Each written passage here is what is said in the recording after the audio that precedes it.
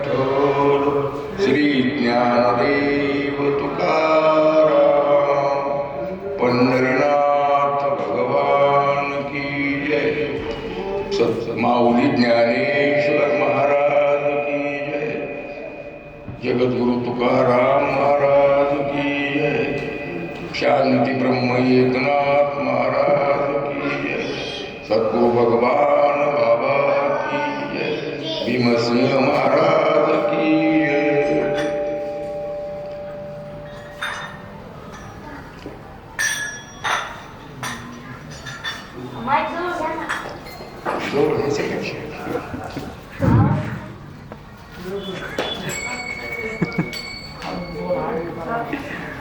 ओम नमो भगवते वासुदेवाय नमः।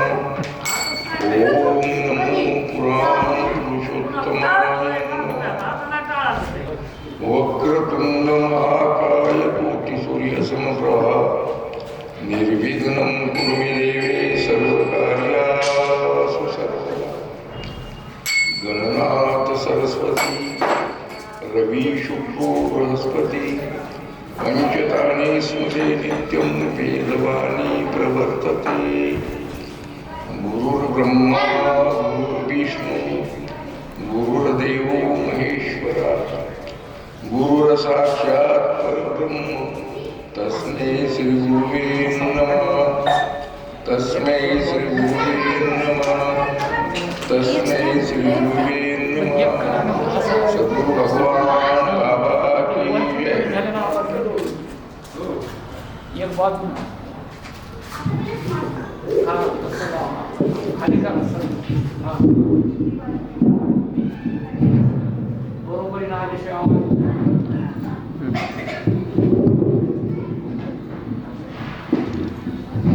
अरे कसं बघायचं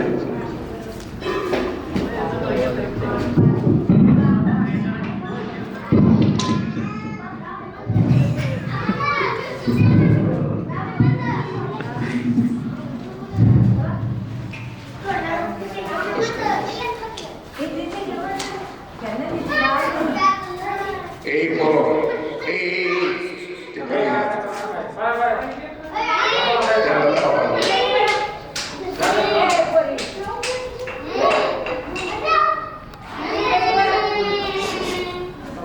त्यांना बाजूला जाय बाहेर बाहेर जा बाहेर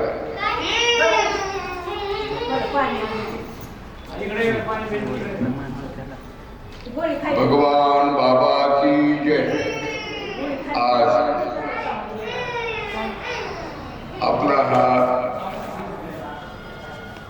कथेचा तिसरा दिवस आहे।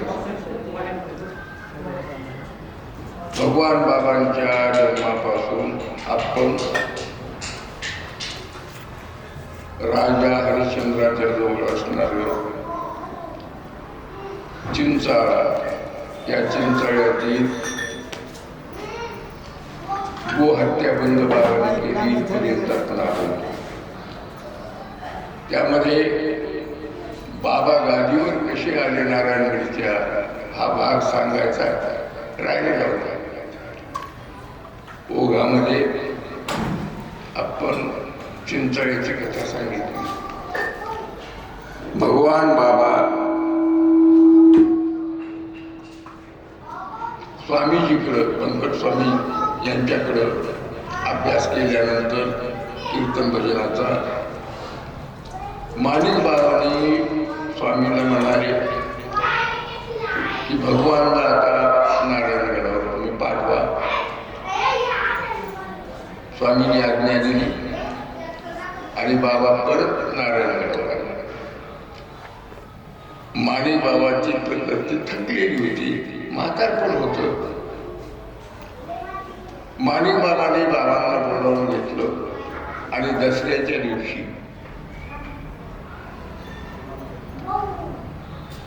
एका बैठकीत असे बाबा बसत असत, माणिक बाबा गादी टाकून आणि दुसरीकडून एक बैठक,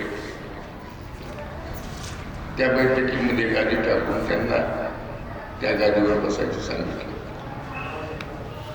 आणि सांगितलं आता हे आपले बुवा आहेत बरं का, बाबा शास्त्रोक्त पद्धतीने बसवलं आणि इथून पुढचे जे कार्यक्रम आहेत ते भगवान पाहिजे असं सर्व समाजाला माणिक बाबांनी सांगितलं. सांगितल्यानंतर माणिक बाबाच्या आज्ञेवरून भगवान बाबांनी सप्ताह सुरू करायचं ठरवलं.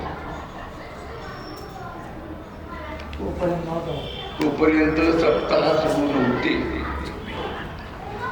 मग सप्ताह सुरू करायचा कुठं करावा? पहिला सप्ताह भगवान बाबांनी पखालडोह या क्षेत्राच्या ठिकाणी केला.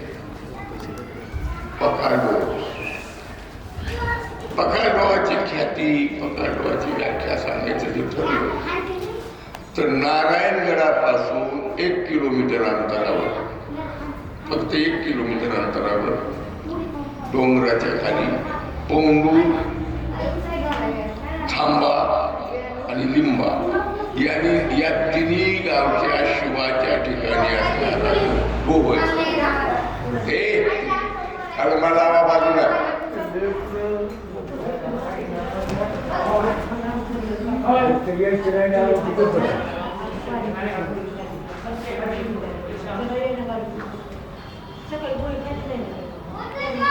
त्या ठिकाणी सप्ताह करायचं ठरलं. तिथंच का बरं का, तिथंच का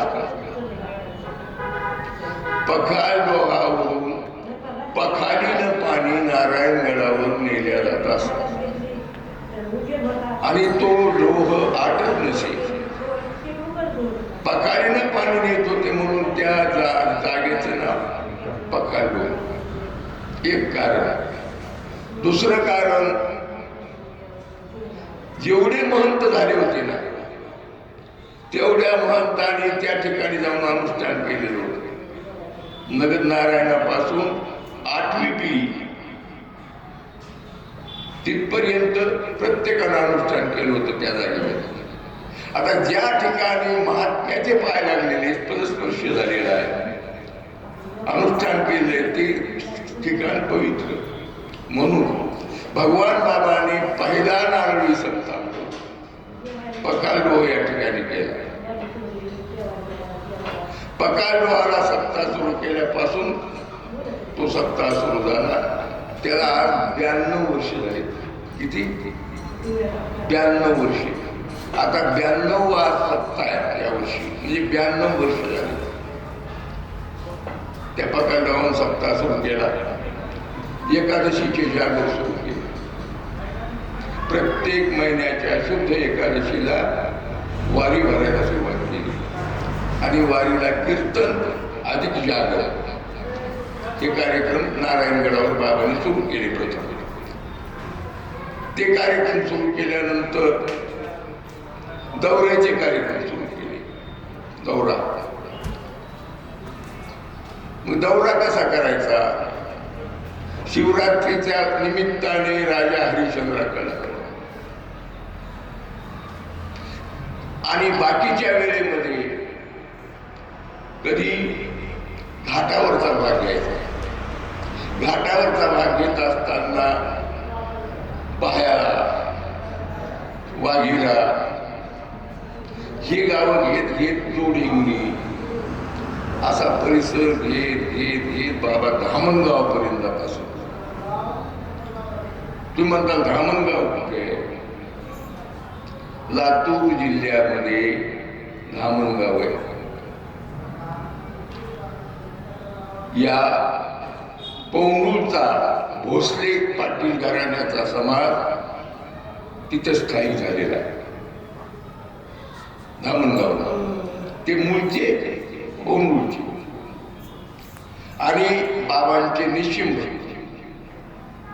त्या धामणगावापर्यंत दौरा न्यायचा बाबांनी आणि गावं घेत परत यायचं. हा तिकडचा दौरा. काही वेळेला इकडून निघाले की कारेगाव, बोरफडी हा भाग डोंगरपट्टा घेत घेत घेत घेत कासारी मोडका तपोवनपर्यंत जात असत. तपोवनपर्यंत शेवट तपोवन असायचं त्यांचं दौऱ्याचं. मग जी गाव येतील ती त्या गावामध्ये कधी कधी घाटावरून जर गेले तर तांबुआ वगैरे हे गाव घेत असत. कोळ कधी डोंगरपट्टा घ्यायचा. आणि हा राजा हरिश्चंद्राचा दौरा मात्र कायम असायचा, प्रत्येक वर्षी असायचा. तो भाग प्रत्येक वर्षी घेत नसत. बाबा घोड्याचे टांगे उंट, पुढे उंट बंद झाले, बैलगाड्या. मग त्या काळामध्ये मृदंग वादळ टाळकरी मिळत नव्हते, तर बाबाच्या बरोबरच मृदंग वाजवणारे कोणीतरी असायचं. काही टाळकरी असायचे बाबाच्या बरोबर, बराचसा समाज असायचा, 100-50 माणूस तर सहज संगत. मग ज्या गावामध्ये मुक्काम करायचा त्या गावामध्ये बाबा काय करायचे, किंवा आपण एवढा मोठा समाज घेऊन जातो आणि बरोबर घोडे बैल यांची व्यवस्था झाली पाहिजे. म्हणून जे व्यवस्था करू शकतील अशा करत बाबांची व्यवस्था असायची. बरं निघाले कितुऱ्या वेलीराहून अलीकडे जर आले रुद्रापूरला मुक्काम करायचा. रुद्रापूरहून पुढे निघाल्यानंतर लोळदगावला मुक्काम करायचा गोरखे पाटलाकडे. तिथं व्यवस्था व्हायची. तिथून पुढे आले की नागापूर यायचे. नागापूरला रामोजी पाटील म्हणून माळी समाजाचा आणि सुदामराव माळी. तर सुदामरावाच्या वडिलांना त्या काळामध्ये मुलगा नव्हता. चालता चालता सांगतो तो विषय. सुदामराव माळी जे होते ना त्यांच्या वडिलाला मुलगा नव्हता. बाबा सगळे, परंतु पुत्र संतांना बाबाने नारळ दिला. सांगितलं तुम्हाला मुलगा होईल. योगायोग एकी व्यक्ती न्याय तसे प्रचिती. मुलगा झाला. दुसऱ्या वर्षी दौरा आला, मुलगा झाला. आनंद सोहळा. म्हणजे बाबा याचं नाव ठेवायचं, म्हणजे सुदाम नाव घ्यायचं. पुन्हा तिसऱ्या वर्षी बाबांचा दौरा. माघ पौर्णिमेच्या आदल्या दिवशी म्हणजे चतुर्दशीला नागापूरला मुक्काम असायचा. योग गौराचे 7 सुरू होते. गौर निघाले आणि बाबा येणार म्हणून स्वयंपाकाची तयारी सुदामरावाच्या वडिलांनी केली. तयारी केल्यानंतर स्वयंपाक पूर्ण तयार झाला आणि गौराच्या तापीनं तो मुलगा सटवला गेला. ओळखी विचार पडला त्यांना, आता काय करायचं. हा मुलगा मेला हे कळल्यानंतर बाबा आपल्याकडे जेवणार नाहीत म्हणून मुलगा झाकून ठेवला. मुलगा झाकून ठेवला. बाबा आले. अजिबात कोणी रडलं नाही, काही नाही, काही नाही, काही झालं नाही अशा पद्धतीने. आणि बाबांना जेवायला घेऊन वाड्यात गेले. बाबा बरोबर 100-50 माणूस जेवायला बसलो. ताट वाढले. ताट वाढून आणल्यानंतर पंक्तीला बसले. पाटलाला म्हणले तुम्ही पण बसा माझ्याबरोबर. पाटील म्हणले नाही नाही बाबा तुमच्या आवडल्यानंतर. ताट वाढले. ताटाला पाणी फिरवायचं की बाबाला आठवलं. पाटील आता आपण सुदाम कुठे. सुदाम कुठे म्हणल्याबरोबर पाटील तर काही बोललेच नाही. परंतु आई आहे जन्म दिलेली. जन्मदाती आई, तिला मात्र ते काही शब्द सहन झाले. मोठ्या नावाचा बाबा सुदाम गेला. काय सुदाम गेला? कुठे गेला? गौराची साथे बाबा वारला. कधी? म्हणजे आज. केव्हा? म्हणजे 1-2 तास झाले असते. मग काय केलं? तुम्ही जेवणार नाहीत म्हणून आम्ही तो झाकून ठेवला. बाबा ताट करून ग्लासात जे पाणी होतं ताटाला फिरवायला घेतलेलं, ते पाणी घेतलं, मुलाच्या तोंडावरचा कपडा काढायला बाजूला, तेच पाणी बाबांनी त्याच्या तोंडावर शिंपडलं आणि सांगितलं, सुदाम उठ. मुलगा जिवंत झाला. ते सुदामराव आता 2-3 वर्ष पूर्वी गेले. 3 वर्ष झाली फक्त, आता गेले. त्या सुदामरावाचा सत्कार हरिभक्तीपरायण नामदेव शास्त्री महाराज यांनी मुंडे साहेबाच्या हाताने पूर्ण कपडे करून दसऱ्याच्या सोहळ्यामध्ये त्या सुदामरावाचा सत्कार केला होता. आता 4-5 दिवस 8 दिवस झाले त्यांच्या घरी गेलो. नागापूरला गुरुमंत्राचा कार्यक्रम ठेवला होता, सार्वजनिक. आणि त्या गुरुमंत्राच्या कार्यक्रमाला गेला असताना त्यांच्या घरी आम्हाला जाता आलं. त्या नागापूरला बाबांनी मेलेला माणूस यायचा जवळ आले म्हणजे मला बरं वाटते. जवळ हे आप्पा म्हणजे आमचे जुने आहेत. त्यांची आमची मैत्री जवळजवळ. भगवान बाबा होते, भीमसिंग बाबा गादीवरही बसलेले नव्हते. त्या काळापासून यांच्या गावाला सत्ता आहे. बाबांनी भीमसिंग बाबा, रामभाऊ वारकरी, पंढरीनाथ वारकरी, अंबादास वारकरी, परशुराम वारकरी यांनी तो आणि लाला पण यायचे. माणिक बाबा पण आलेले. त्या काळापासून सत्ता आहे. केसापुरीने आणखी बंद केलेला नाही. केशवराजाचं मंदिर आहे. आपल्याकडं फक्त 2च केशवराजाचे मंदिर आहेत का? फक्त 2. त्या गावाचे नाव केसापुरी. केसापुरी परभणी आहे पण प्रख्यात नाही. मग तसं केशवराजाच्या मूर्त्या अनेक ठिकाणी आहेत, परंतु केसापुरीचं नाव आरतीमध्ये आहे. अधिष्ठान गोदातरी आरतीमध्ये आहे. अधिष्ठान गोदातरी म्हणजे केसापुरी.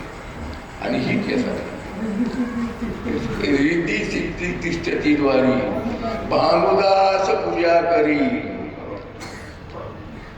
बाग पुष्पे अनुपम्य असं आरतीत आलेलं आहे. भानुदास महाराजांनी केलेला ती केसापुरी. तो कार्यक्रम आज तागायत चालू आहे. चंद्र सूर्य आहे पर्यंत 68 वर्ष झाले. 68 वर्ष आतापर्यंत चालू आहे. नाही चंद्र सूर्य आहे तोपर्यंत चालू राहणार आहे. आप्पावरून मी तुम्हाला सांगितलं, मध्यंतरीचे सांगण्यात आलं. असं सुदामरावाला जिवंत केलं. तुम्ही म्हणता हे असं कसं होऊ शकतं? होते. टाळाटाळी लोकला ना अंगो अंगी मुरला छंद भोग भोगिताचे आठवा ज्ञान घेऊन गावा गोविंदा. ही ज्याची अवस्था आहे ते संत काय करू शकतात? मेले माणूस कैसा वसुदेव बोलतो बोल बाळापोटी मायर घेईल. मेले माणूस जित उतवील वेळ काळा ते ग्रासलेला कैसा वसुदेव. माऊलींनी सच्चिदानंद बाबांना जिवंत केलं. जगद्गुरु तुकोबरायांनी मड कीर्तनात आणून टाकलेलं जिवंत केलं. असे अनेक उदाहरणं आपल्याला पूर्वीच ते सापडतात. त्याचप्रमाणे वैकुंठवासी भगवान बाबांनी देखील सुदामराव माळी हे जिवंत केले. हा बाबांचा पहिला चमत्कार. असो, तो दौरा नागापूरला यायचे. नागापुरात रामोजी बाबा यांच्याकडे एक पंगत असायची आणि सुदामराव यांच्याकडे एक पंगत असायची. तिथं कीर्तन झाल्यानंतर बाबा जवळ्याला यायचे, माळस जवळा. त्या माळस जवळ्याला मोहिनी राजाचं मंदिर, तिथं कार्यक्रम करायचा 2 दिवस. तिथं मारुतराव पाटील खांडे यांचं दुसरं लग्न बाबाने करायचं. पहिली पत्नी वारली, व्यवस्थितपणा नाही, लहान लहान लेकरं. बाबा म्हणले, बाबा पाटील तुम्हाला दुसरा विवाह करावा. आपल्या वलीपूर जवळची बंशी पाटलाची मावळ ती बाई बाबांनी करायला लागली. त्यांच्या पुढे पुढे संतती ज्ञानोबा माऊली, शहादेव वगैरे वगैरे झाले. तिथं व्यवस्था असायची. आणि त्या माळच जवळ्याला सर्व परिसरातील लोकांनी कीर्तनाला आल्यानंतर दौऱ्याच्या तारपी ठरायच्या. मग मासापूरला जायचं. मासापुरामध्ये कार्यक्रम झाला की पिंपळगावला जायचं. पिंपळगाव एकच होतं, तोपर्यंत एकच दिवस दिला. परंतु पिंपळगाव एकाचे 2 झाल्यानंतर 2 दिवस द्यावे लागले भीमजी महाराजांना. तिथून भगवान बाबांचे सेवक म्हणून भगवान बाबांच्या सान्निध्यात राहिलेले भाटसांगीची पाटील त्यांच्याकडे मुक्काम असायचा. बाबांचा सगळी व्यवस्था त्यांनी करायची. त्यांनी एक सांगितलेलं कथा मी तुम्हाला सांगतो. भगवान बाबांना काळी हळद हवी होती, काळी हळद. आणि ती काळी हळद प्राप्त करण्याकरता बाबांनी किसन बाबा गोरक्षनाथ टेकडीचे आणि ते पाटील या दोघांना संघ घेतले आणि काळ्या हळदीचा तपास करण्याकरता माहूरगडावर गेले. माहूरगडावर दत्त मंदिराच्या पाठीमागे कडा, त्या कड्यात हळद होती. त्या हळद काढण्याकरता बाबा उठत. तिची वनस्पती इतकी चमत्कारी, इथं दिसली की तिथं दिसायची, तिथं दिसली की तिथं दिसायची. जसं हनुमंतरायाला चकली देत होते ना वनस्पती, त्या पद्धतीनं. मग ज्वारी पिवळी केलेली, मंत्री लिहिली, ती किसन बाबाला द्यायची. आणि बाबा ते वनस्पती घ्यायला गेले की पडत सांगितलेलं पण किसन बाबाने. मग किसन बाबाने ती ज्वारी अशी फेकली की ते अखेर काळी हळद तिथून आणली. वनस्पतीचं ज्ञान देखील होतं बाबा. औषधोपचारही करीत असेल.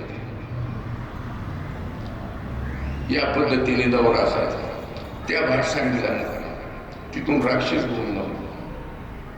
राक्षस भवनचा मुक्काम झाल्यानंतर वीटला यायचे बाबा.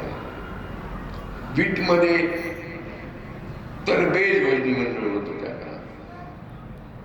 बळीराम पाटील ते पकवाज वाजवत असत. बाबासाहेब छोटा होता आणि गंगा मामा देवडकर गायला, काशीनाथराव असे टाळकरी त्यांचे.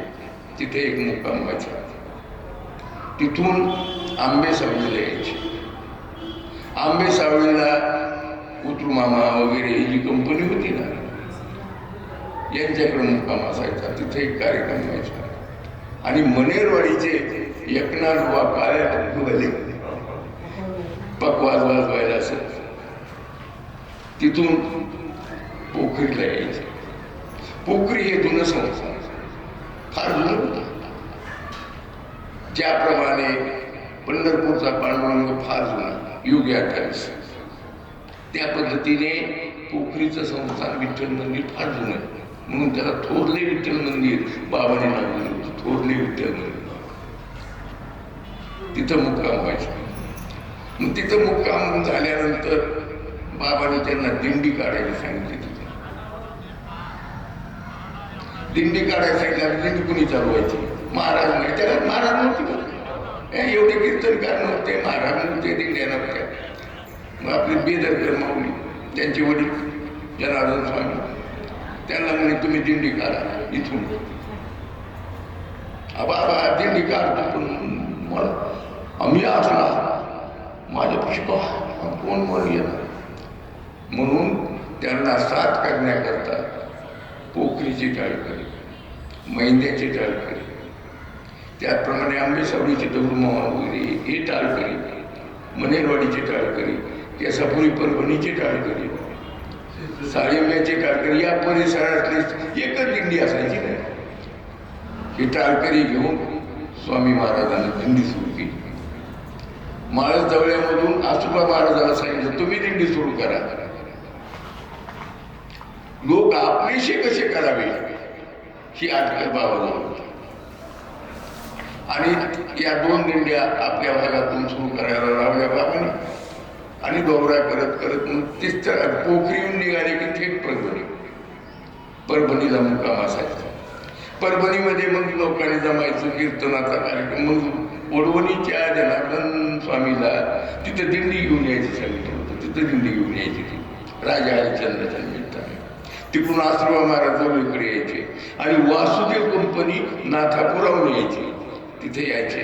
मग तिथं कार्यक्रम झाल्यानंतर दुसऱ्या दिवशी केसापुरीत असत केशवराजाचं दर्शन करायचं.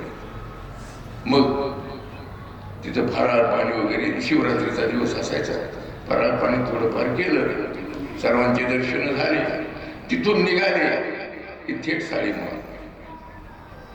मग साळींब्यात आल्यानंतर साहेबराव पाटील, लिंबाजी पाटील ही जी कंपनी जाधव कंपनी होती, या जाधव कंपनीकडे फराळाची व्यवस्था असायची. थोडंसं प्रवचन 10-5 मिनिट बाबांनी करायचं आणि तिथून पिंपरखेडला यायचं. पिंपरखेडला आल्यानंतर 2 ठिकाणी फराळ असत. एक रामकाकाकडं आणि एक माणिकराव.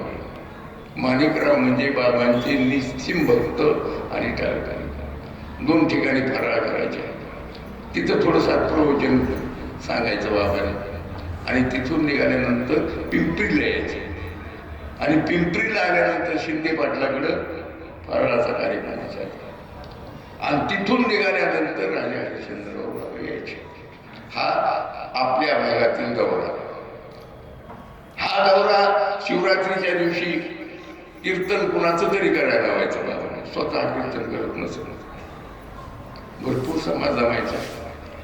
त्यावेळेस लाऊडस्पीकरची सोय नव्हती. त्या कृष्ण लाईट वाटत्या खाली तोंडाच्या. पुढं चालून बाबांनी चव्हाणबाईचं स्पीकर आणायला सुरुवात केली, बीडच्या चव्हाणबाईचं. आणि कीर्तन व्हायचं. द्वादशीच्या दिवशी चक्री कीर्तन ठेवायचं. सगळं जेवढे आपल्या भागातून बोलता येण्यासारखी महाराज असतील त्या सर्वांना चान्स द्यायचा आणि शेवट बाबांनी कीर्तन करायचं. आणि शेवट बाबांचं कीर्तन झाल्यानंतर मी स्वतः भारूक केले बाबाच्या त्या समाजात. पण इतक्या चड्ड्यावरच भारूक केले बाबा असताना. पण बाबा झोपाय गेले. पुढे भीमसिंग बाबाच्या काळात तर केलेच भारूक, त्याबद्दल वाटले. पण भारूकाचा कार्यक्रम करायचा. आणि बाबा त्या दिवशी पुन्हा मुक्कामाला राहायचे.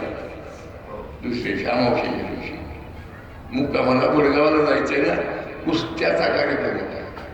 भगवान बाबांनी हरिश्चंद्र राजाच्या यात्रेनिमित्त तिथं कुस्त्या केल्या. कुस्त्या करीत असताना बाबांनी त्या काळात बक्षीस काय द्यायचं? नारळापासून सुरुवात. नारळ, पुन्हा चिल्लर पैसे असे देत देत शेवटची कुस्ती एक अंगठी घालत असत बाबा. अंगठी पहिलं कुणाला तोडा द्यायचा, कुणाला कडं द्यायचं चांदीचं. आणि कुस्त्या देखील बाबांनी त्या ठिकाणी भरवल्या. तिथून वडगावला जायचे. वडगावला गेल्यानंतर राजाराम पाटलाची पंगत असायची पहिली. आणि दुसरी पंगत घोलपाकडे होती बाबांची. पहिली पंगत राजाराम पाटलाकडे आणि दुसरी पंगत घोलपाकडे असायची. दोन्ही पंक्ती करून बाबा लिंगावला जायचे. लिंगावला गेल्यानंतर भगवानराव त्यांच्या वडिलापासून पंगत असायचे. भगवानरावचे वडील सोनाजी पाटील त्यांच्याकडे पंगत असायचे. तिथली पंगत झाल्यानंतर बाबांनी तांगी झोपायचे ती थेट नाथापूरचे मोहन पाटील मुक्काम तिथं आणि मोहन पाटलाकडे सगळी व्यवस्था असायची. तिथला कार्यक्रम संपल्यानंतर कधी कधी बाबा रंजेगाव, चिंचोली, नांदलगाव, वहायगाव ही गावं घ्यायची आणि ती गावं एक वर्षी घ्यायची आणि एक वर्षी लोणी घ्यायची. लोणीला गेल्यानंतर बाबांनी तिथं कीर्तन तर करायचंच, परंतु आट्या पाट्याचा डाव बांधायला लावला आणि फाट्या खेळत बाबांचा आवडीचा खेळ आट्या पाट्या. त्या लोणीच्या आट्या पाट्या पाहायकरता लोक जमायचे, खेळायला जमायचे पण पाहायकरता लोक जमायचे. मग तिथून बाबाजी निघायचे ती बोरगाव, गाडी गोरपाचं बोरगावला जायचे. बोरगावात कार्यक्रम झाला की तिथून दगडगाव घ्यायचे. विसरत नसत बाबा दगडगाव घ्या. दगडगावचा कार्यक्रम संपल्यानंतर बाबा पुन्हा मग गडाकडे जायचे. हा ओघ दौऱ्याचा होता. आपलेशी लोक करण्याकरता बाबा ज्या गावात येतील त्या गावातल्या लोकांनी बाबांना सामोरं जाण्याकरता मग त्या काळामध्ये टाळ मृदंग वगैरे तर असं कुठं नसत. लयजीम खेळत जायचे लोक बाबाला, ढोल लयजीम. बाबा त्या लयजीमवाल्याचा सुद्धा सत्कार करत का? लयजीम खेळा, फाट्या खेळा, हुतुतू खेळा, काय खेळायचं ते खेळा, पण आमच्याकडे लयजीम खेळले, लयजीमवाल्याला मालकरी म्हणून. कुस्त्या पैलवानाला मालकरी बनवतो. याच्या पुढे जाऊन सांगतो बाबांना काही गावामध्ये लयजीम खेळत असताना त्यात नाचण्याकरता नायकिनी आणल्या काही लोकांनी. बाबाने तिरस्कार केला. समजा नायकिनी आणल्या तरी त्यांचा तिरस्कार केला नाही, त्यांना वारकरी बनवलं. ही लोकसंग्रह करण्याची अटकल बाबाकडे होती. अशा प्रकारे दौरा करत असत बाबा. पुढे दर्शन करून बाबाच्या पायावर किती पैसा येईल याचा वेळच नव्हता. त्याच्या अगोदर महाराज लोकांच्या पायावर पैसे यायची पद्धतच नव्हती. भगवान बाबाच्या पायावर 8 रानात जरी गेले, 8 रानात जरी थांबले तरी तिथं पैसा ठेवला. असा पैसा भरपूर येऊ लागला, गडाचा विकास होऊ लागला. मग बाबाने पंढरपूरची दिंडी सुरू केली. सुरुवात नारायणगडावर आषाढ शुद्ध एकादशीला दिंडी नेण्याकरता बाबाने तयारी केली. मग दिंडी काढायची म्हणल्यानंतर भजनी मंडळ पाहिजे, मृदंग वाजवणारे पाहिजे, गाणारे पाहिजे, अन्नदान करणारे पाहिजे, सगळी सोय करावी लागते. मग सुरुवातीला दिंडी काढीत असताना बाबांनी व्यवस्था होते का न होते याकरता हाल्यावर पीठ गोण्या सुरुवात दिली केली. लाला सांगायचे और आम्ही 7 जण दूध पाहिजे. सुरू किती जण? 7 जण. त्या 7 जणांचा परिणाम पुढे बाबाची दिंडी वाढत वाढत वाढत 12,000 समजला. 12,000 आणि दिंडीचा मार्ग ठरवून घेतला. मग दिंडी बाबांनी नारायणगडावरून जी काढी ती कितूर नवगणराजुरी, लिंबादेवी, लिंबादेवीवरून मधून निघाल्यानंतर बाहेर वाघिरा, जातेगाव या पद्धतीने अशी दिंडी पंढरपूरला नेली. पंढरपूरहून परत येताना मार्ग ठरला. पंढरपूरची दिंडी व्यवस्थित झाल्यानंतर आता तिथं उतरायचा. दिंडी काढली, उतरायला जायला तर पाहिजे की. मग मठाची जागा घेतली. जो आज भगवान बाबांचा मठ आहे ही जागा घेतली. ती एक खटे मिळाली नाही आपल्याला. 3 वेळेस तिघा भावाची 3 वेळेस घेतली आणि 4थ्या भावाची घ्यायची ती बाबा गेली, ती राहिलीच. त्यामुळं तो मठ जो आहे ना तो असा चौकोनी नाही. एक कोणाची राहायला तो कायम राहिला. ती जागा घेतली. पंढरपूरची दिंडी मंगळ स्वामीला बोलवलं सुरुवातीला उद्घाटन करायला. स्वामी आले, स्वामीचं कीर्तन ठेवलं. स्वामी म्हणतात, भगवान अरे माझ्या अगोदर तुझा मठ हे पटलं का तुला?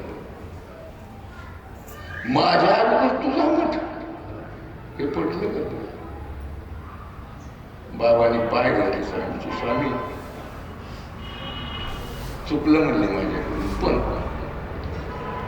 तुम्ही मठाला जागा निवडायची, भगवानला ती जागा घ्यायची, मठ बांधून द्यायचं, माझी जिम्मेदारी.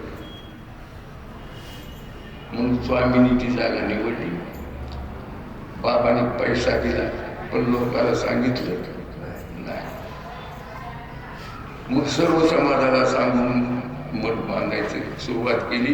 पुढे लोकांनी सांगितलेलं आणि नंबर 1चा मठ लाकडी, या पंढरपुरामध्ये लाकडी बांधणी याचा मठ नंबर 1चा बंकट स्वामीचा याद आहे. तिकडचं झालं. पुन्हा परत आले म्हणजे आपल्याला शिष्टीला दिंडी करायची. मग शिष्टीला दिंडी काढली नारायणगाव पैठण.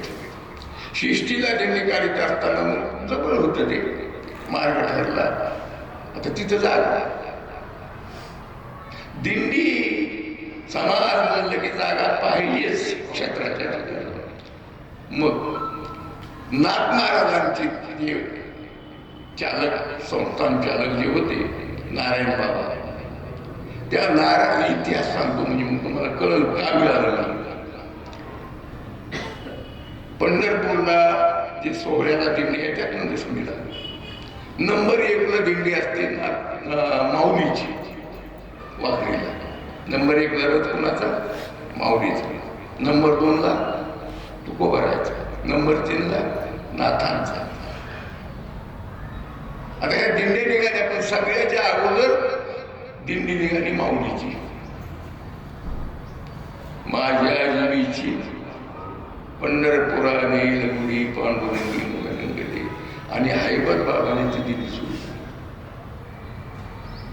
हैबत बाबाने दिंडी सुरू केली सुरुवातीला. मग पुन्हा पुष्कळ झाले. निवृत्तीनाथाच्या लोकांनी काही दिवसांनी भांडणं केली. निवृत्तीनाथ हे सर्वांचे गुरु आहेत, आदी गुरु आहेत. म्हणून वाकरीचा मान निवृत्तीनाथाला असावा, मग त्यांच्याबरोबर झगडा केला. पण दिंडी अगोदर निघालेल्याचा मान म्हणून फैसला दिला नगरपालिकेने. मग लागले तुकोबराच्या मागे. तुकोबराच्या मागे लागले ना दुसऱ्यांदा दिंडी तुकोबरायची निघाली, त्यांना दुसरा नंबरचा मान दिला. पुन्हा लागले नाथाच्या मागे. म्हणजे आम्हाला मान पाहिजे. तिथं भगवान बाबाला साक्षी द्यावी लागली की दिंडी निवृत्तीनाथाच्या दिंडीच्या अगोदर भगवान नाथांची दिंडी निघालेली आहे, म्हणून 3ऱ्या नंबरचा मान मिळाला नाथांना. नगरपालिकेने त्यांच्यासारखा फैसला दिल्यानंतर नारायण बाबा म्हणाले, महाराज तुमच्यामुळं आमचा मान काय म्हणायला, काय मागायचं ते मागा. काही नाही. रथ पालखी नाथांची, पण रथाच्या पुढं दिंडी भगवान गडाची, भगवान बाबाची आणि घोडा भगवान बाबाचा. एवढंच वचन. त्यावेळेस पासून ती प्रथा चालू आहे. आता हा समन्वय तुझा जुळल्यामुळे भगवान बाबाला थांबण्याकरता मठ नव्हतं. मग तिथं अनंत ऋषी म्हणून नाथांचे शिष्य गावोबाचे शिष्य कृष्णदयानंद स्वामी आणि कृष्णदयानंदाचे शिष्य अनंत ऋषी, अनंत ब्राह्मण. त्यांचा मठ मोकार पडलेला होता. वंशज कुणी नव्हतं. मग त्या ब्राह्मण लोकांनी ठरवलं की हा मठ आपण भगवानपणा देऊ. पण बाबांनी घेतला, पण लिहून घेतलं, रजिस्ट्री करून घेतली. मोकार ठेवलं नाही, लिहून घेतलं. कारण मोकार नको, उद्याच्याला दुसरीच मागं लागली तर काय करायचं. मग तिथे एक जागा शिल्लक होती. पुन्हा आता जो कमान काढून मठ मांडलेला आहे ना, त्याला फरसाची जागा मारली. तिथली जागा ही मोकारच पडलेली होती. मग बाबांचे घोडे बांधण्याकरता, टांग्याकरता जागा असावी म्हणून ती जागा त्यांनी दिली. ती पण लिहून घेतली. या पद्धतीने पैठण आणि पंढरपूर या दोन्ही ठिकाणच्या जागा बाबांनी खरेदी केल्या. त्याचे कागदपत्र, रजिस्टर सगळं कंप्लीट आहे. शास्त्रीकडे आहे, यातनं पण नाही. पांडुरंगाने ते वाचून बघितलेलं आहे, कारण मला छंद होता. असो, पैठणची दिंडी काढली. बाबांची त्या काळामध्ये भरभराट, पैसा, नारायणगडाचा विकास सुरू झाला. नारायणगडावर वाडा बांधला बाबांनी सुरुवातीला. आता तो वाडा आणखी आहे. त्याचं घडीव काम जर पाहिलं तर तसा वाडा कुणाला पाहायला मिळत नाही. तो वाडा बांधला. पण त्या काळातही काही स्वार्थी लोक होतेच. प्रत्येक काळामध्ये स्वार्थी लोक असतातच, प्रश्नच नाही काही. आणि स्वार्थी असून काही दुष्टबुद्धीचे असतात. प्रत्येक समाजात आहे, तसं काही नाही. मराठी समाजात आहेत, बंजारी समाजात आहेत, माळी समाजात आहेत. प्रत्येक समाजामध्ये स्वार्थी आणि दुर्बुद्धी शिकवणारे लोक असतातच. त्या पद्धतीने त्या नारायणगडच्या परिसरामध्ये काही चांडाळ झोपडी होती. त्यांची सर्वांची नावं माहीत आहेत, गावं माहीत आहेत, पण सांगून त्यांना मोठं करायचं नव्हतं. त्यांना ते देख म्हणा. पण त्याला एक कारण झालं, ते सांगून जातो. भगवान बाबांचे भक्त म्हणून भगवान बाबाकडे येणारी काही बंजारी समाजाची लोक ते मालक का बाबा आमचा. त्यापैकी काही लोकांनी थोडस वागणुकीमध्ये स्वतःच्या, त्यांच्या बाबांच्या नाही, त्यांच्या वागणुकीमध्ये थोडेस वाईट वागायचं हे देखून आलं. आणि वाद खरा निर्माण झाला. त्याचं कारण ते त्यांचे पण नाव माहिती आहे, पण त्यांनाही मोठी करायचं नाही. मग काय करावं? बाबाकडे तक्रार केली. बाबा, या लोकांमुळे आम्हाला त्रास होतोय, या लोकांचं येणं जाणं बंद करा. बाबा म्हणजे भक्त म्हणून येते, ते काय करणार, कशाला लक्ष देतो, काय करणार. मग बाबांना त्रास द्यायचा. मग त्रास देण्याकरता निवडक मंडळी निवडली, मोठी मोठी 5-6 हजार. त्यांनी त्रास द्यायला सुरुवात केली. अनेक प्रकार केले. बाबावर खोटी नाट्य उठली. आष्टीच्या पोटात दावा केला. एक तमाशातली बाई, जलसा पार्टीतली बाई उभी केली आणि तिने दावा केला पोटगीचा, भगवान भावाने मला ठेवलेला. गेले. तिथं जो न्यायाधीश होता तो मुस्लिम समाजाचा होता. आणि साक्षीदार म्हणून बोलवलं. लालालाही बोलवलं. लालाने साक्ष दिली की खोट आहे म्हणून. पण जमना. त्यावेळेस त्या न्यायाधीशाने त्या बाईला विचारलं, बाई, तुम्हाला भगवान बोनी ठेवलं त्याला किती वर्ष झाले? म्हणजे झाले 5-6 वर्ष. असं तुम्ही तिथंच असताय? हो. बरं, भगवान बुवाच्या कोणत्या पायाला 6 बोट आहे? सहसा नव्हते पण त्यांनी ते चेहरा टाकला. भगवान वाच्या कोणत्या पायात असा हा बोट आहे घाबरली नाही तिला सांगता येते. मला माहित नाही कोणी पाय.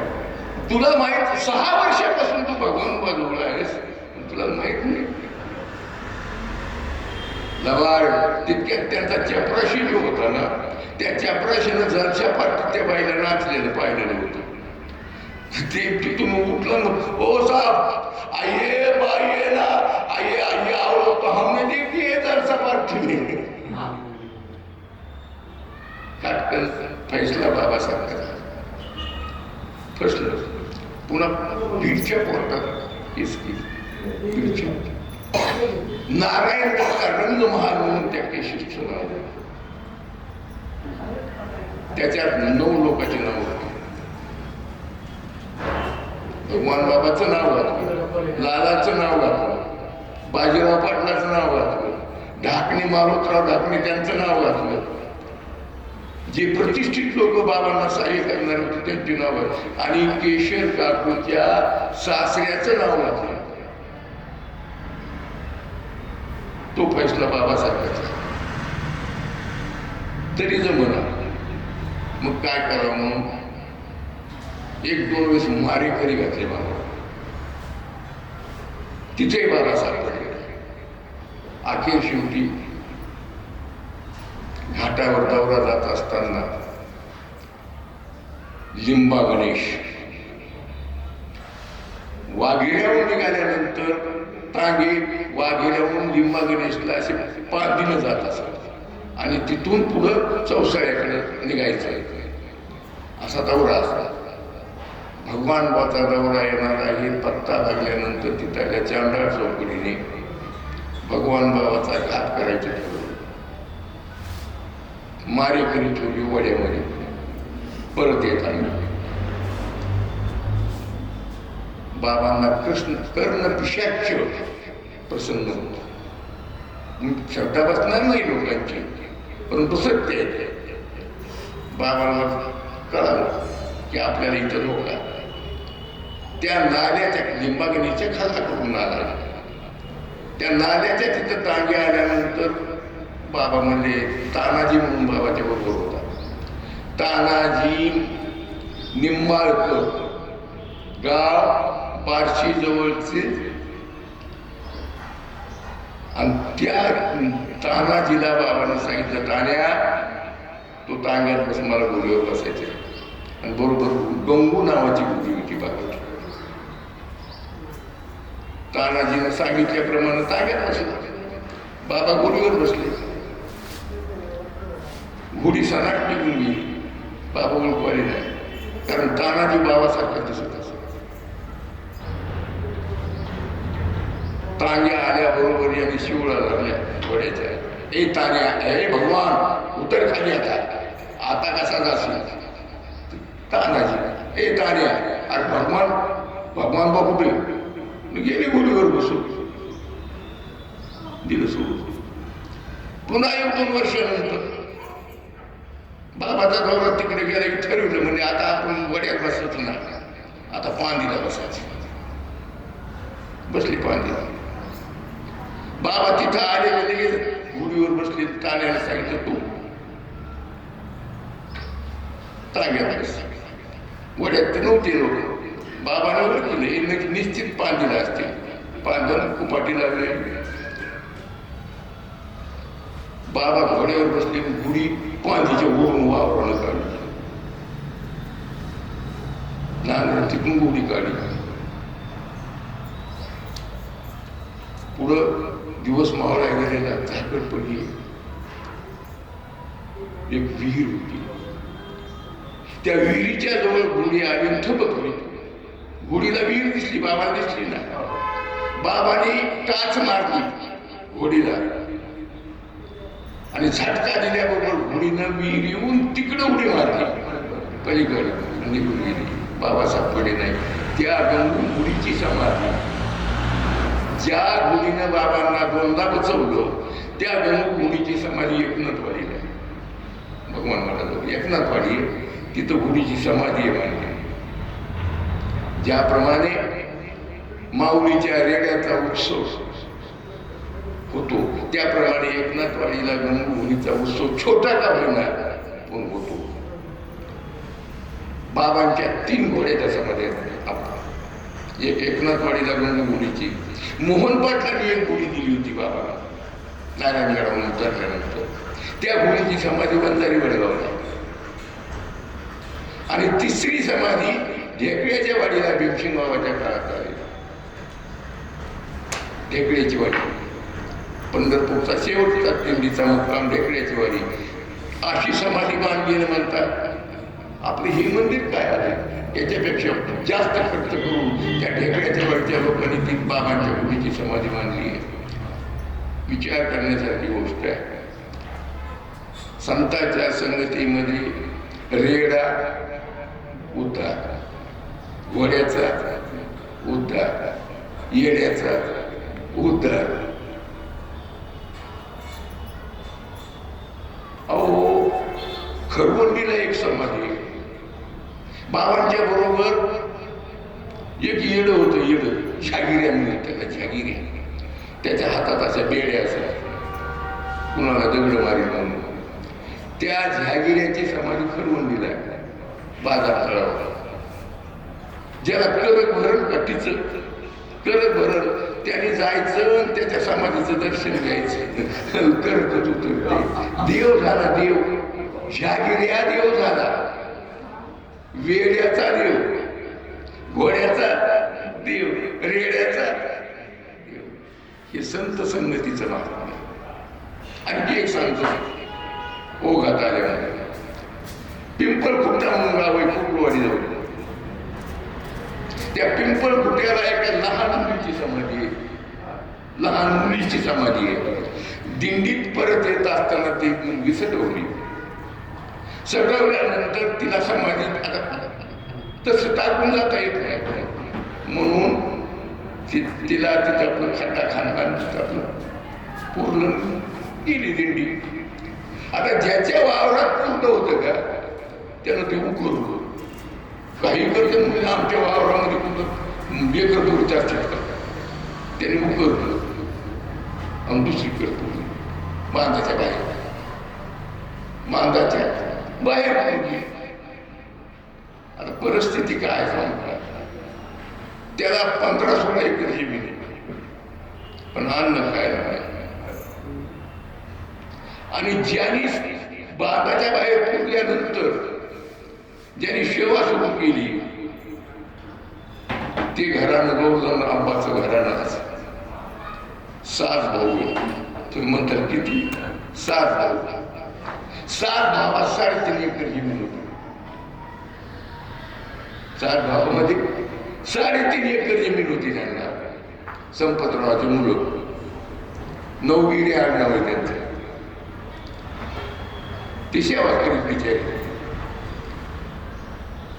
एक मंत्रालयात सर्व्हिसला त्यांचा भाऊ. गौरजन आपाप वीटभट्टी वगैरे असे धंदे, फार मोठा व्यापारी आहे. 3.5 एकरची 350 एकर जमीन झाली त्यांना. आता वेगळे राहिले. माझी फार प्रेमळ दोस्त आहे. संतांची मुलगा. त्या लत्ताबाई नाव आहे की मुलीचं. त्या सेवा करते म्हणून इतकं भरभराट झाली त्या पिंपळखुट्याला. तिच्या भावाने एक मंदिर बांधलं होतं. त्या लत्ताबाईचं मंदिर बांधलं तिच्या भावाने बांधलं आणि त्या संपत पाटलाच्या पोराने त्याला मदत केली. म्हणजे लहान लेकराचाही देव केला, घोड्याचाही देव केला, रेड्याचाही देव केला आणि बेड्याचाही देव केला. हे संत संगतीचं महात्म्य आहे. अशा पद्धतीने बाबाने उद्धार केला. मी निघालो सुदामरावापासून. सुदामराव अजरामरच आहे. भगवान बाबांचं चरित्र जोपर्यंत आहे तोपर्यंत सुदामवाडी चिरंजीव आहे. अशा प्रकारे दौरा करत असताना बाबावर अनेक संकट आले. घोडीनं तारलं. असे संकट येते भगवानी बघत होते. म्हणजे शेवटचा प्रयोग करायचा चांगल्याचा परिणाम. मुक्ताबाई काळे धामणगावची, तिथे धामणगाव तुम्हाला सांगितलं ना, त्या धामणगावचं तिचं माहेर आहे.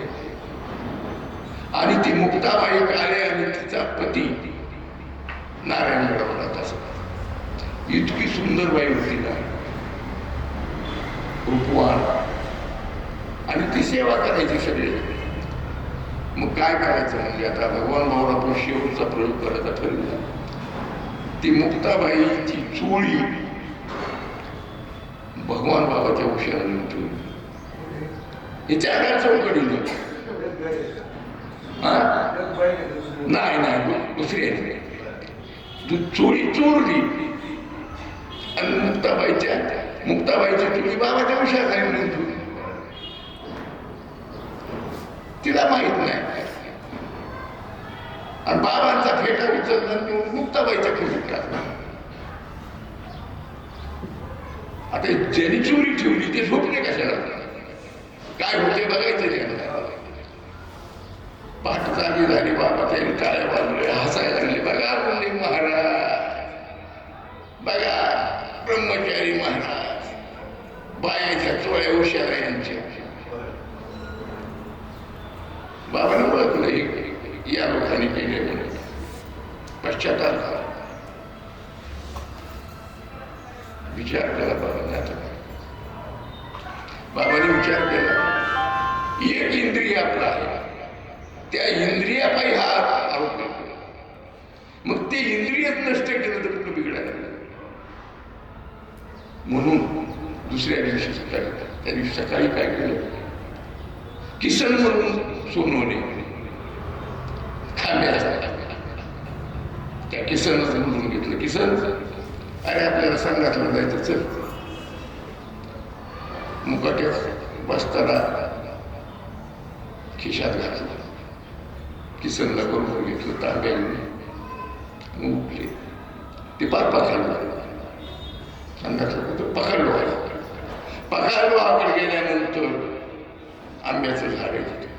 त्या आंब्याच्या झाडाखाली किसनला म्हणले, इथं बसतो, मी येतो सांगाच करू. उतरते खाली नदीत. शिंदाडाचं बेट होतं दाई, आणि एक शिंदाडाचं पोट पाडलेलं तिथं. चंदाच्या निमित्तानं गेले, स्वतःच शिस्न ठेवलं, वरून तो बस्तारा ठेवला, बुक्की मारली. बुक्की मारल्याबरोबर त्याला काय वेळ बेशुद्ध पडले बाबा. आणि किसनला वाटलं बाबा आता येते, संघातला किती वेळ लागला, बराच वेळ झाला. त्याचा उठून बघत पण काही दिसत नाही. मग खाली उतरला गेला तर बाबा पडलेले निरक्त होते, बेशुद्ध पडले. मग मोठ्यानं आरडला, बोंबला किसन. आरडल्या बोंबल्याबरोबर भोवतालच्या लोकांना ते ऐकाय गेलं काय झाले म्हणून. हमला झाला. हमला झाला की लगेच नारायणगड जवळ असल्यामुळे भगवान कोणी असं केलं. बातमी कळाल्याबरोबर माणिक बाबा समोर, माणिक बाबांना छातीवर बसवत घ्या. भगवान हे काय केलंस? अरे काय केलंस? लोकांनी किती जरी त्रास दिला असता किंवा माझे खण भरण्याचा प्रयत्न केला असता तरी भगवान मी तुला दूर केलं नसतं. भगवान काय केलं असतं?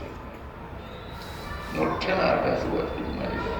लोक जमले, व्यवस्था नव्हती.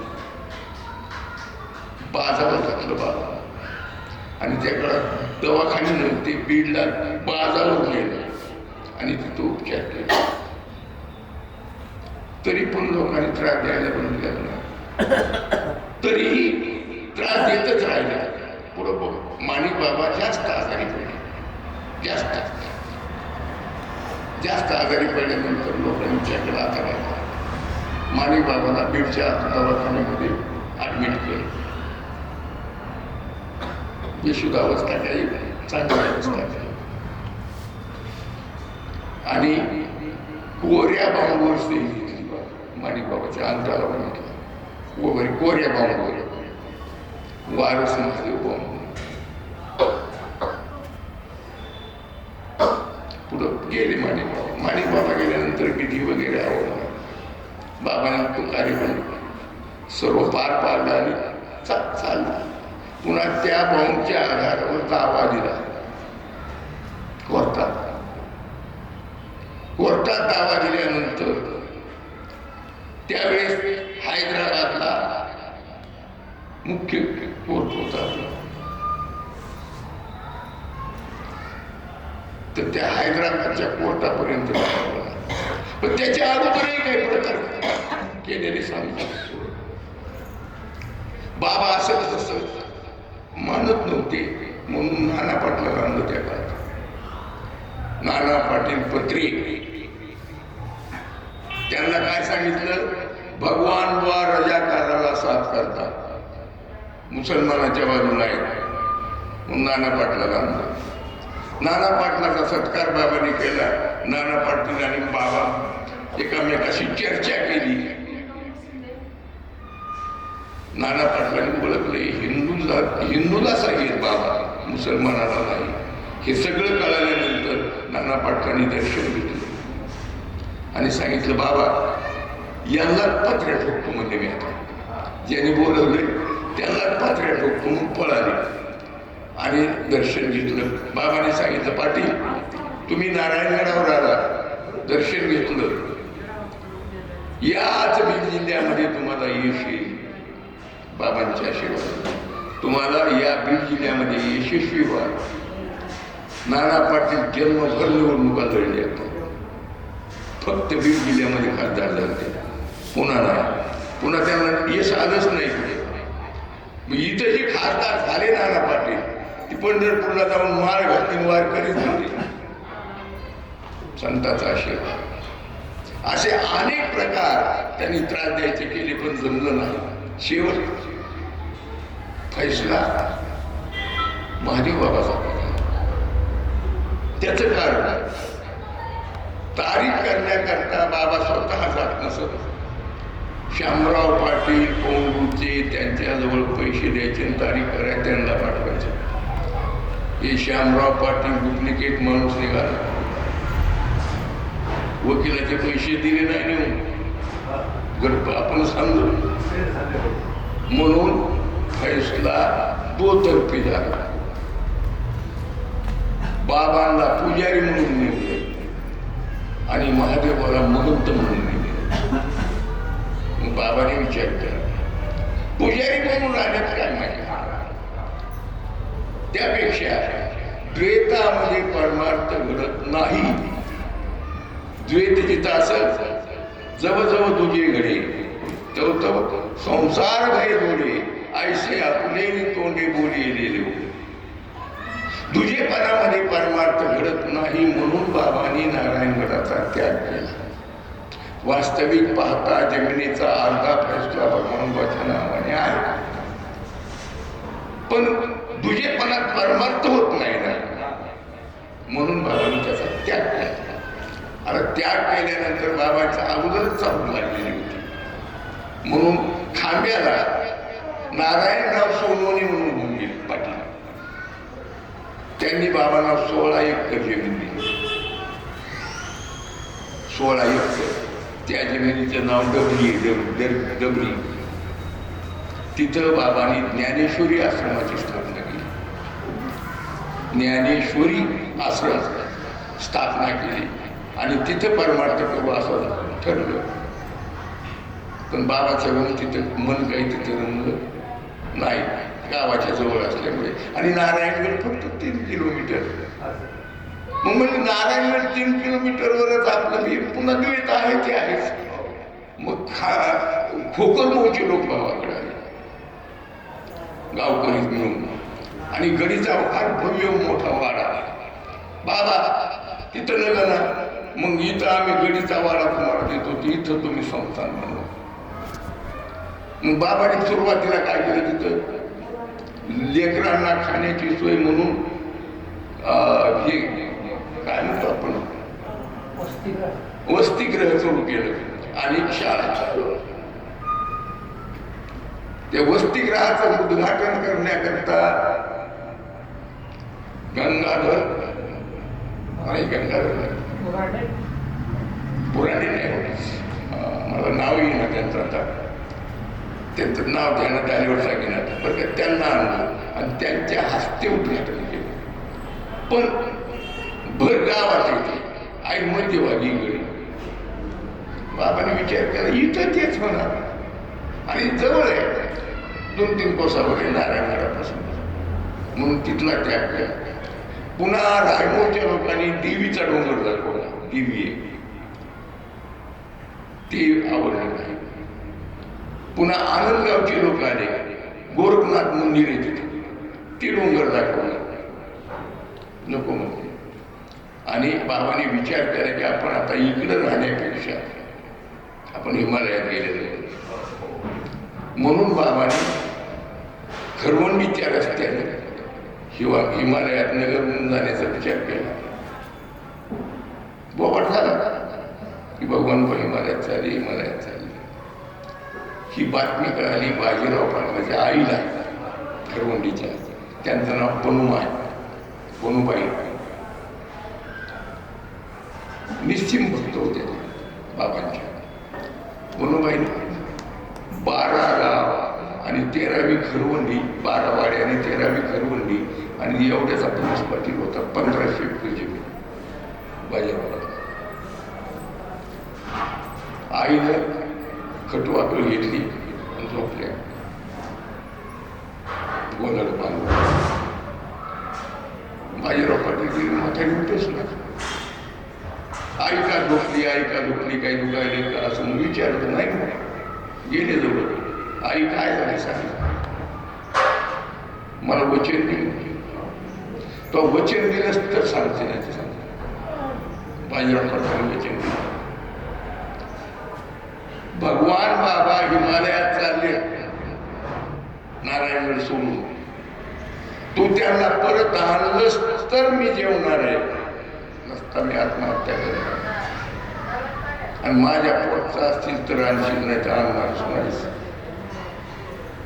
मग बाजीराव पाटलांनी मनावर घेतलं. तिथून नगरचा रस्ता लागला. नगरला गेले, तिथं समजलं की बाबा इथं नाही, पुन्हा पुण्याला गेले. तिथपर्यंत बाजीराव पाटलांनी पाठलाग केला. बाबा तिकीट काढून जाणार, तिकीट काढण्याची तयारी पाटील पोहोचले. बाबाला पाहिल्याबरोबर पाटील परत गेले, दर्शन पाहिजे धरले, सोडीच नसतात. सोडा पाटील, नाही बाबा तुम्ही कुठं चालला सांगा. बाबा म्हणजे पाटील मी आता हिमालयात इकडे राहण्यात माझ्या. अरे कसलाच गुन्हा नसताना विनाकारण लोकांचा त्रास परमार्थ करून येणार, अशा अवस्थेत काय करायचं. त्यात तरी हिमालयात जातो, माझं मी उद्धार करून घेतो काय.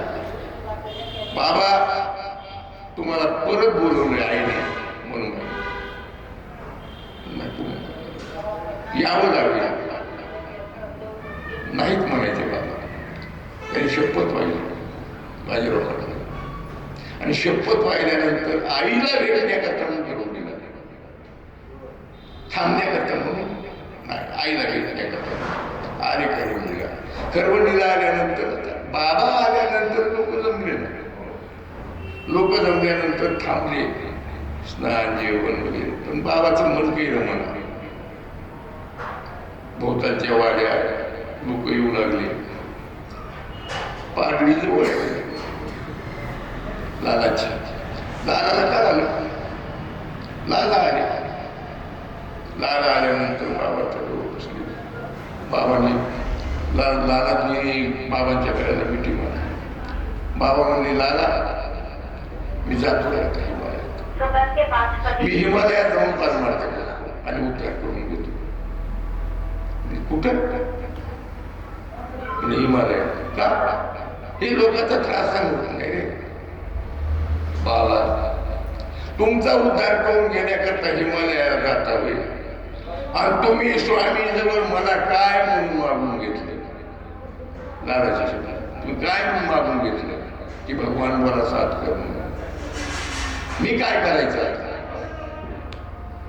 तुमचा उद्धार करण्याकरता तुम्ही आले का? नाही, तुम्हाला थांबावं लागेल आणि तुम्ही थांबून या सर्वांचा उद्धार करण्याकरता तुमचा अवतार आहे, एकट्याच्या करता नाही. हे लालाची शब्द आहे. पुढे थीर झाली. मग बैठक बसली. हनुमान शेख मारवाडी खरवंडीचे, बाजीराव पाटील आणि भोवतालच्या वाड्याचे लोक, लाला म्हणजे आपण विठ्ठल कुठं जागा. मग घोडे आणले. रस्ता नव्हता डोंगरावर जायला. घोड्यावर बाबा राहायचं, घोड्यावर लाला राहायचं, घोड्यावर पाटील यायचं, घोड्यावर घोडे 5-7 आणले. घोड्यावर बसून 2 मिनिटाचा डोंगर दाखवण्याकरता नेलं. तो डोंगर दाखवा तर जाताना त्यांना हरिहराचं मंदिर लागलं. तिथं महादेवाचं मंदिर आहे, त्याला वनदेव म्हणते, कुणी हरिहर म्हणते. त्या रस्त्याने गेलं. तिथं 5 उंबर येतात. उंबराची 5 झाडे त्या एका जागेवर आणि तिथून पुढे ते मंदिर आहे. ज्या ठिकाणी नाथांनी गाढवाला पाणी पाजलं गंगेचं, ते ठिकाण म्हणजे खरवंदी. ते ठिकाण दाखवलं. जनार्दन स्वामीची समाधी आहे खरवंदी गावात. हा, आणि ते ठिकाण दाखवलं. मग तो परिसर पाहिल्यानंतर वरी आले तर असा खिळा रचलेला होता दगडाचा आणि त्याच्यावर पादुका ठेवलेल्या, फक्त बाकी काहीच नाही, फक्त पादुका. तो परिसर पाहिला बाबाला मन रमलं होतं. जागा पवित्र, ऋषी मुनीचं पाय लागलेली जागा ती ओळखलं. आणि बाबाने सांगितलं काही हरकत नाही, आपण इथं रमू, आपण या ठिकाणी गड करू तयार. ठराव झाला. अरे पण कधी करायचं म्हणजे आता म्हणजे आपण दसऱ्याला आरंभ, दसऱ्याला आरंभ करू. पण अगोदर श्रावण महिना चालू होता. म्हणजे आता इथं काहीतरी करावं. काय नाही म्हणजे महादेव आहे ना आपल्याला, महादेव आहे, महादेवाची भक्ती करायला काय हरकत नाही. मग तिथं आपलं महादेवाची पूजा वगैरे केली. आणि दसऱ्याच्या दिवशी ब्राह्मण लोकांना बोलवलं, भोवतालचे लोक बोलवले आणि खरवंडीकरांना सांगितलं एक मोठा झेंडा बनवून आणा भगवान. आणि पूजेचं साहित्य वगैरे आणलं. त्या ठिकाणी बाबांनी प्रथम पूजा करून नारळ श्रीफळ अर्पण केलं आणि तो झेंडा बाजीराव पाटलाने त्या ठिकाणी रोवला. आणि त्या ठिकाणी झेंडा रोवून तिथं आपण आता थांबायचं असं ठरवलं. आता तिथं राहायला काय, काहीच नाही, मग डोंगर. मग मांडव घातला, मांडव दुराट्याचा. सुरुवातीला रावट्या 5-4 होत्या, त्या रावट्या खोकल्या. म्हणजे आता इथं संडासची सोय नाही, लेटरीची सोय नाही, काहीच सोय नाही. मग दगडाची पौळ घातली आणि बाबांना संडास करण्याकरता तिथं जागा बनवली, स्नानगृह बनवलं, त्याच पौळीच. आणि त्या ठिकाणी सुरुवात केली. सुरुवात केल्यानंतर म्हणजे पण आता आपल्याला या ठिकाणी लोक येते, त्याच्याकरता काय करावं लागेल, मला थांबण्याकरता जागा नाही. मग पहिली बैठक बांधली. ती बैठक बांधण्याकरता त्या काळामध्ये चुना उपलब्ध नव्हता, वाळू उपलब्ध नव्हती, काहीच नाही ना. म्हणजे मग काय करावं? बाजीराव पाटलांनी सांगितलं आपल्या गडीची माती न्यायची. भगवान बाबांना ती बैठक बांधण्याकरता बाजीराव पाटलाच्या गडीची माती भरली. अगोदर बैठक बांधली आणि बैठक बांधल्यानंतर विठ्ठल मंदिर असं. विठ्ठल मंदिर बांधण्याकरता बराच अवधी लागला आणि अवधी लागल्यानंतर भगवान बाबांनी तिथे शाळा बांधायचं ठरवलं. गाणी तयार केली. गाणी तयार करून शाळा 5-7 खोल्या बांधल्या. तिथं आपण शाळा ओपन करू म्हणले. शाळा ओपन केली आणि शाळा ओपन करून विठ्ठल मंदिर बांधलं आणि विठ्ठल मंदिराच्या प्राण प्रतिष्ठेकरता काय करावं म्हणजे आता कुणाला आणावं, काय करावं म्हणून नाऊर एक संस्थान आहे कोपरगाव गंगापेठच्या जवळ. त्या नाऊरला स्वामी सहजानंद भारती म्हणून होते त्याच्याशी. त्यांना आचार्य दिले आणि यशवंतरावजी पहिले मुख्यमंत्री झाले होते. यशवंतराव चव्हाणांना आमंत्रित केलं आणि वैशाखाच्या महिन्यामध्ये त्रयोदशीला कार्यक्रम ठेवला आणि मे महिन्यामध्ये तो कार्यक्रम ठेवून यशवंतरावजीला बोलवलं आणि याला कारणीभूत बाबांना यशवंतरावपर्यंत पोहोचायला आणायला कारणीभूत कोण? आपले भारती बाळासाहेब भारती आणि नानासाहेब भारती यांच्या मार्फत यशवंतरावजीला आमंत्रित केलं. मग यशवंतरावजी आले. एवढा समाधानला की त्या पारावर नाही त्या डोंगरावर.